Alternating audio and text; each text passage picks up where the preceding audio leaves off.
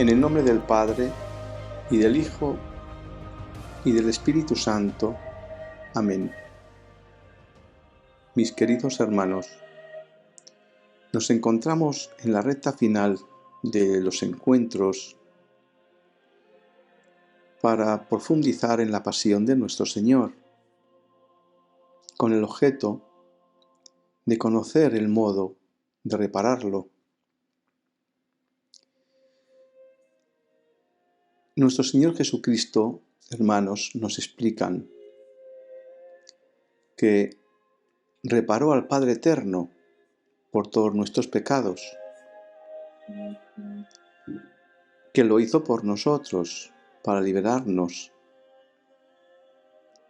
para redimirnos. Pero ahora hemos de repararlo a Él, a nuestro Señor. Por ello, hermanos, desde hoy a la última plática, vamos a concentrar toda nuestra atención en el modo de reparar a nuestro Señor Jesucristo, que no es otro que uniéndonos con Él en su pasión. Por eso, hermanos, veremos que la reparación más completa, más perfecta, es dar vida en nosotros a su voluntad. Es permitirle a nuestro Señor que obre junto a nosotros en todos y cada uno de nuestros actos, conscientes e inconscientes.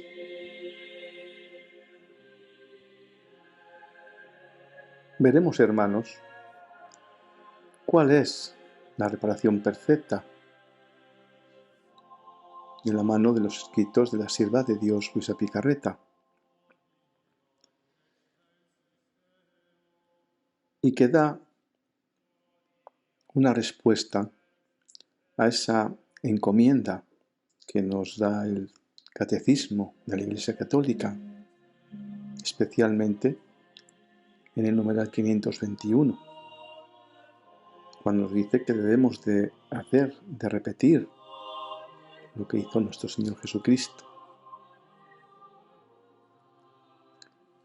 Damos las gracias a los padres Silvio Rivera de Buenos Aires, Argentina,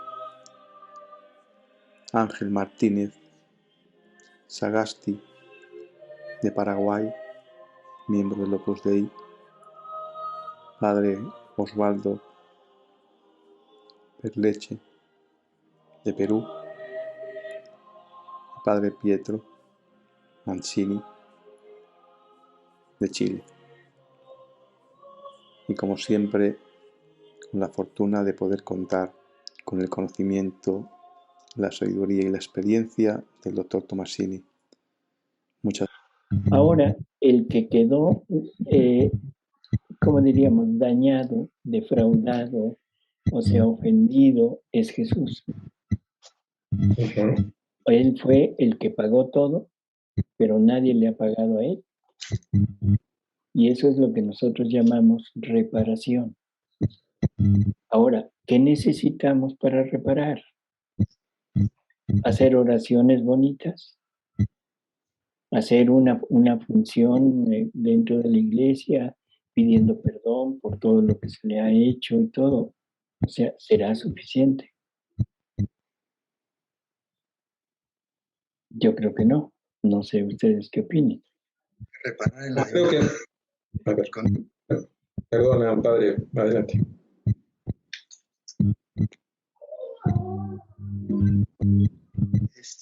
No, entonces, dos cositas que me parece que ya completan.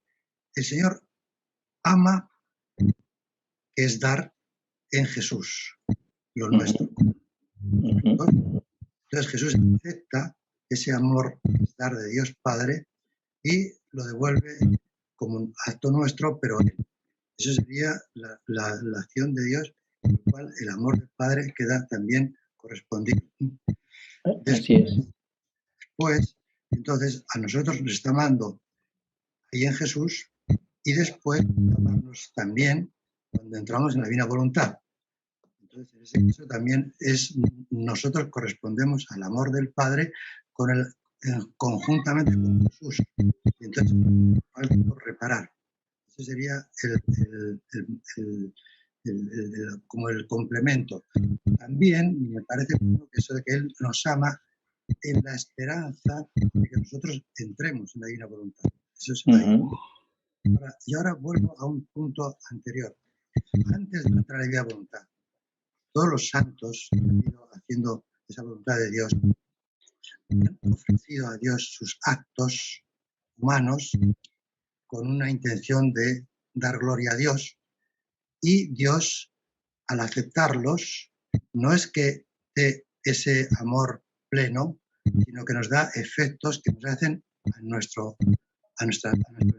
ser crecer en un conocimiento, en un amor y una coexistencia con Él, pero que todavía no es en la divina voluntad, sino que es en nuestro propio acto de ser, que ha sido creciendo gracias a esta elevación que se va con nuestros actos hechos a Dios, buscando darle la gloria. O sea que es como la respuesta, Él acepta esos actos hechos con amor, pero con el amor que tenemos nosotros, no con el, salvo que estuviéramos en un acto unido, no una vida, sino un acto unido a la divina voluntad.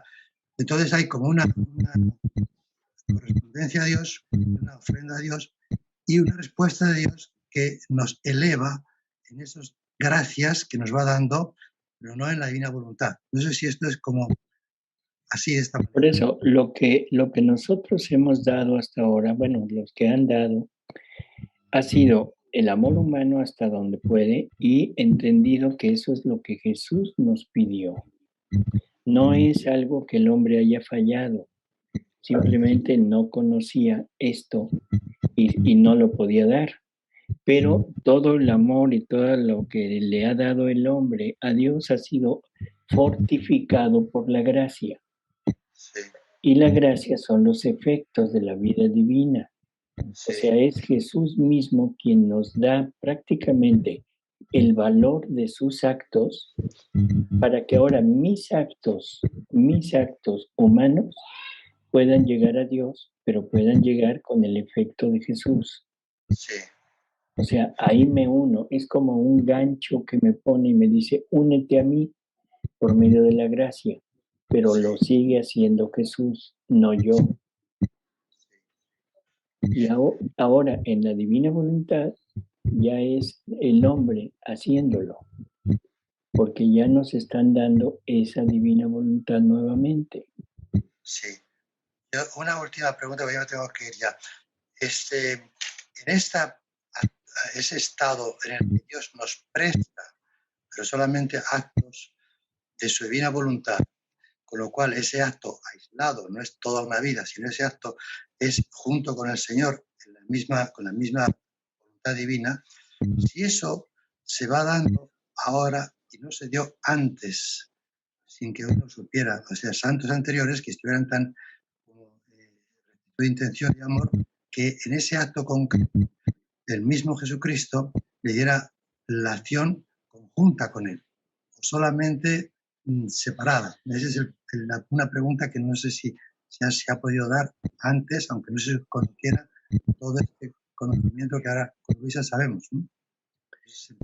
Bueno, que se hubiera podido dar así como ahora nos lo expresa en Luisa, no. Que están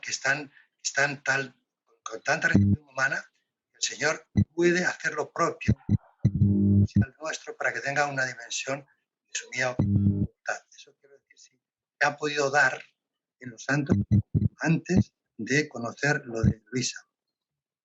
Por eso, pero eso es en Jesús. Jesús es el que lo hace, pero el hombre no tiene el mérito de haberlo hecho él. O sea, Dios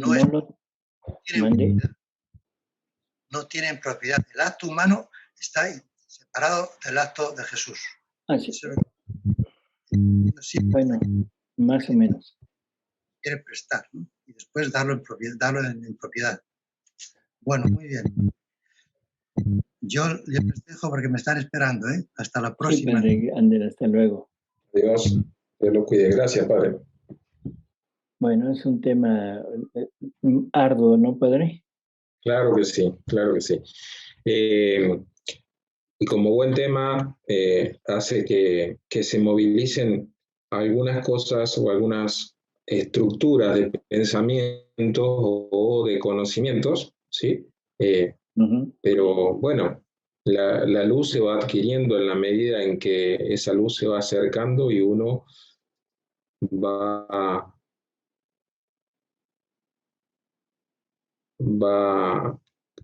como dejando que se dilaten las pupilas para o se absorber eso, ¿no?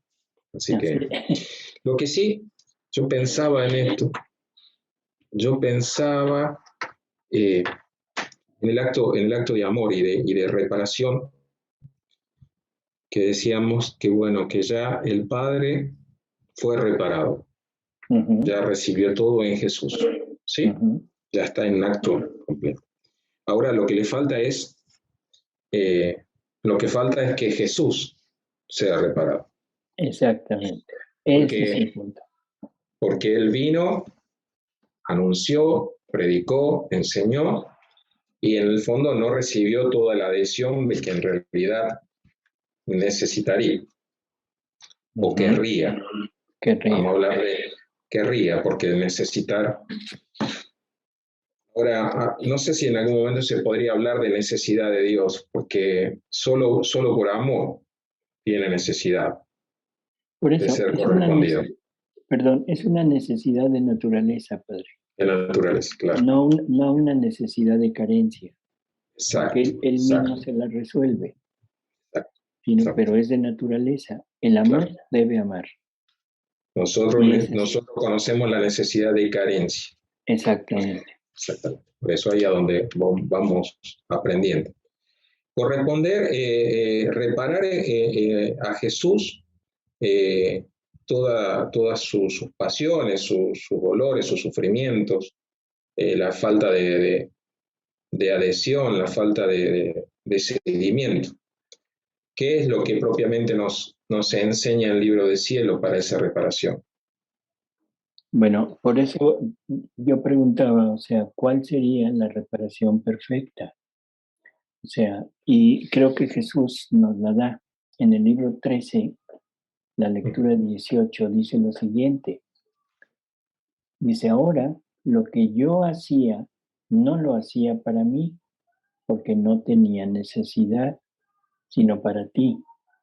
O sea, todo el sufrimiento, todo lo que Jesús tiene que hacer, tomar nuestra vida, vencerla, reparar, vivirla, todo, no lo hacía para Él, lo hacía para nosotros. Dice, y por eso te espero en mi voluntad para que vengas a tomar los lugares que te preparó mi humanidad.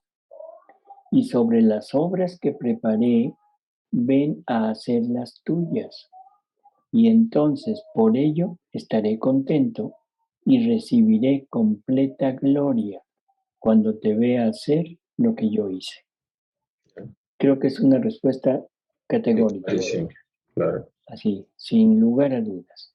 Y ahora la pregunta es, ¿qué es eso? Vivir en la divina voluntad. Si nos vamos fijando en todas las lecturas, sobre todo en el libro de las 24 horas, Jesús siempre está diciéndole, fíjate en lo que hago para que lo hagas junto conmigo. Pon atención en lo que hago para que lo hagas tú. O sea, son dos acciones, hacerlo junto con Él o hacerlo por nosotros mismos. Pero ¿cómo puedo unirme a Él o cómo puedo hacer lo que Él hizo si no es teniendo exactamente lo mismo que Él tiene? O sea, si no me sumerjo en esa divinidad, si no permito que Él lleve a cabo lo que dijo en la última cena. Yo en ellos, tú en mí, para que sean uno con nosotros, como tú y yo somos uno. Y esto que parece como pues no sé, una locura humana, está en el catecismo. O sea, aparte de todos los artículos donde el catecismo nos dice que Dios nos quiere participar de su naturaleza, de su divinidad, de sus atributos, de todo, está el 521, que es perfecto. Dice, todo lo que Cristo vivió hace que podamos vivirlo en Él y que Él lo viva en nosotros. Debemos continuar y cumplir en nosotros los estados y misterios de Jesús y pedirle que los realice y lleve a plenitud en nosotros y en toda su iglesia. Bueno, creo que esto es como el fundamento de todo lo que Jesús le dice a Luisa. Aquí nada más nos dicen lo que debemos hacer, pero no nos dicen el cómo. ¿Cómo? Y en Luisa, o sea, el libro del cielo, nos va diciendo el cómo. ¿Cómo puedo yo continuar y cumplir en mí los estados y misterios de Jesús? Los estados, desde su encarnación, su vida intrauterina en María, su nacimiento, su infancia, su juventud, su adultez y su predicación, su pasión, su muerte, su resurrección. Esos son los estados.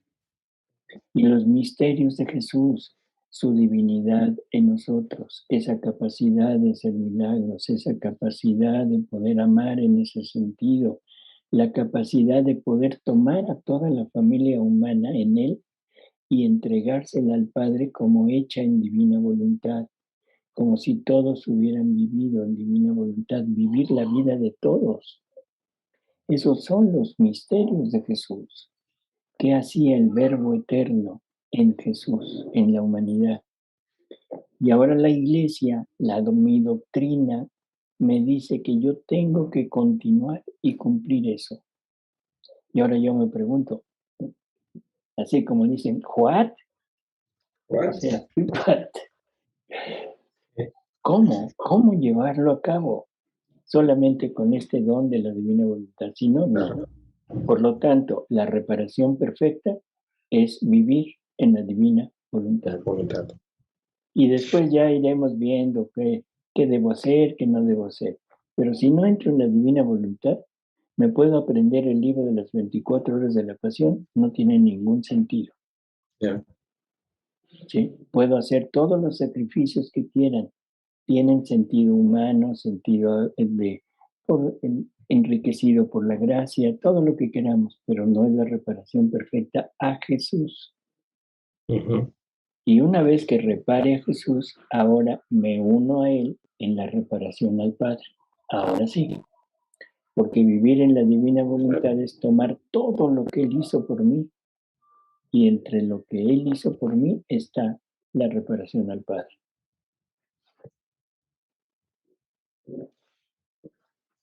Bueno, Perdón, padre. Sí, así que padre.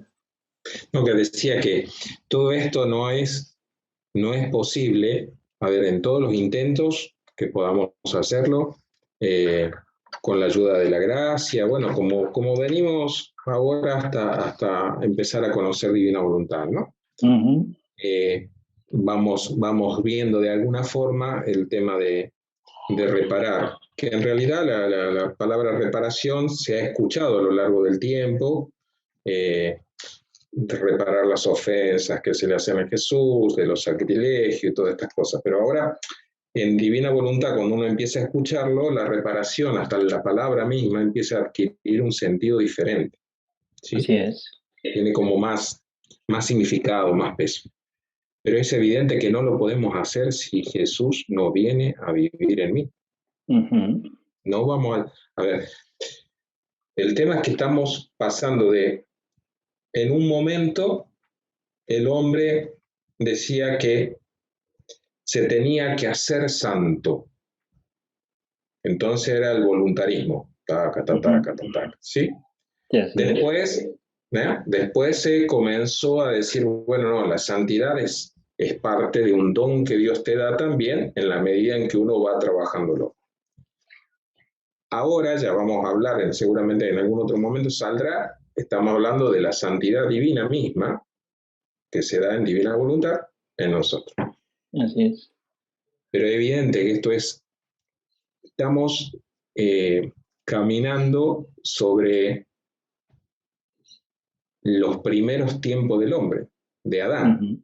Así es. Entonces, no hay forma de repararlo completamente a Dios ni a Jesús si Jesús no habita en mí. En nosotros.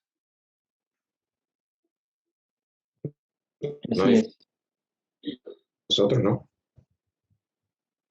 Entonces, bueno, yo creo que por ahí está, aunque suene bastante complejo todo el tema, se simplifica cuando verdaderamente sabemos que el hacedor no soy yo solo, sino que es Cristo en mí y yo en él.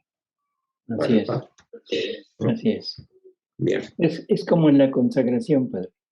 A mí Claro. me gusta mucho ese ejemplo. Dios no puede consagrar sin usted y usted no puede consagrar sin Él. Exacto. Tienen que estar unidos. Dios usa los movimientos de usted, los actos de usted, las palabras de usted, y usted le da la entrada a la acción de Dios en todo lo que está haciendo. Pero tienen que ser los dos. Los dos. La reparación es igual. Yo puedo reparar a Jesús, pues sí, puedo decirlo y todo, pero es como la hostia sin la consagración. Exacto. Solamente. Jesús puede reparar por mí, sí, pero no estoy yo. Bueno, eso es lo que pasó. Eso es lo que pasó. Así es, pero no estoy yo. Y ahora la invitación es a estar. Únete, vuelve a ser. Únete. Bueno, pues, perdón por Jesús, tanto. no sé qué iba a decir, ¿no? No, por favor. Sí, bueno, hay una tónica general en todos los laicos que estamos, pues, muy interesados y dispuestos para reparar al Señor a través de sus 24 horas. De hecho, todo esto que se está llevando a cabo con el doctor y con ustedes persigue ese fin, ¿no? Llegar a comprender el mayor número de personas el cómo el reparar al Señor, cómo quiere ser reparado, ¿no? Entonces, dentro de no mucho tiempo vamos a proponer ya, pues, empezar a hacer una reparación universal, unidos en cada uno de los países, ya se lo comenté, Padre Silvio. Y para ello, pues primero tenemos todos que conocer realmente cómo llevar a cabo esa reparación de forma objetiva. Como tenemos una mente racional todos nos preguntamos lo mismo. A nosotros todo lo que nos llega siempre es lo mismo. Sí, todo eso está muy bien. Pero ¿cómo? Porque claro, cognitivamente, cuando dice nuestro Señor, no, haz lo que yo hago. Claro, cuando uno empieza a analizar cada hora de la pasión, ve lo que el Señor padece, conoce lo que padece y qué es lo que obtiene con esa reparación, la persona racionalmente se pregunta, vamos a ver, pero ¿cómo voy a hacer yo eso? Si eso lo hizo Jesús, ahora, ¿cómo voy a hacer algo yo no estando presente en el acto en que se está produciendo? Y ahí viene la dificultad. Es decir, el discernir que en Dios no hay tiempo, que es un eterno presente, que se está produciendo, que está ocurriendo. Y este es un obstáculo, padre y doctor Tomasini, es un obstáculo constante en las miles o creo que ya millones de personas que escuchamos atentamente los programas, porque la teoría todos creo que vamos ya conociéndola, ¿no? A medida de escuchamos audios, muchas pláticas, pero a la hora de experimentar esa reparación, la pregunta es siempre la misma. Sí, pero ¿cómo se hace eso? Entonces hay una lectura que yo quería hacer mención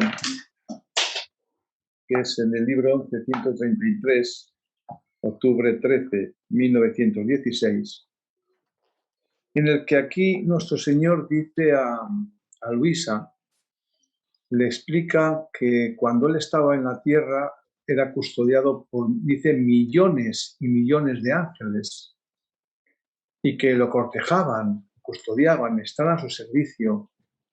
Y dice nuestro Señor que después, cuando Él deja de estar entre nosotros, encarnado, dice que los ángeles quedan con un oficio que Él les encomienda, y es hacerlo precisamente lo mismo que hicieron con Él, con la criatura.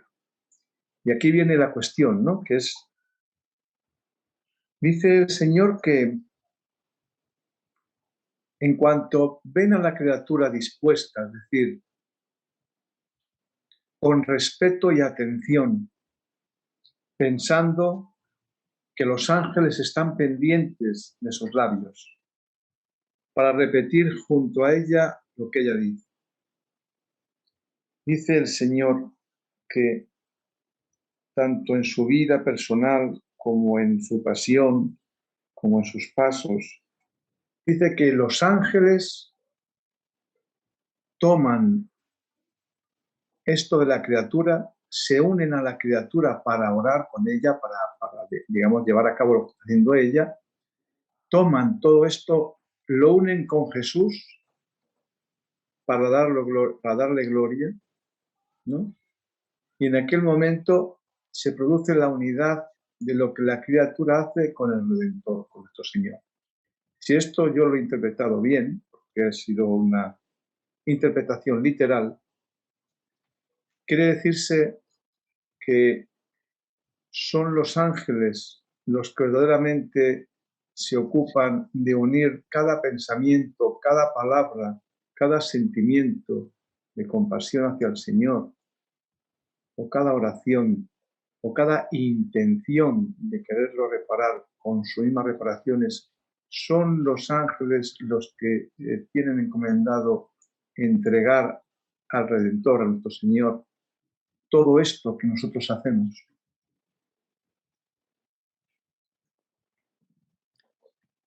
Bueno, Jesús, pero es que esto es en el libro 11. O sea, hay que entender que está hablando a una principiante y que es la suplencia de lo que el hombre no tiene, ahora es los ángeles que lo están haciendo. Es lo mismo que el Padre Nuestro. El Padre Nuestro es la petición continua del reino, pero el hombre no tiene la capacidad de hablar directamente con el Padre. Por eso Jesús lo dijo para ponerse a la cabeza de todos nosotros, para que cuando nosotros recemos el Padre Nuestro, lo que le está llegando al Padre es lo de Jesús, no lo nuestro. La voz de Jesús.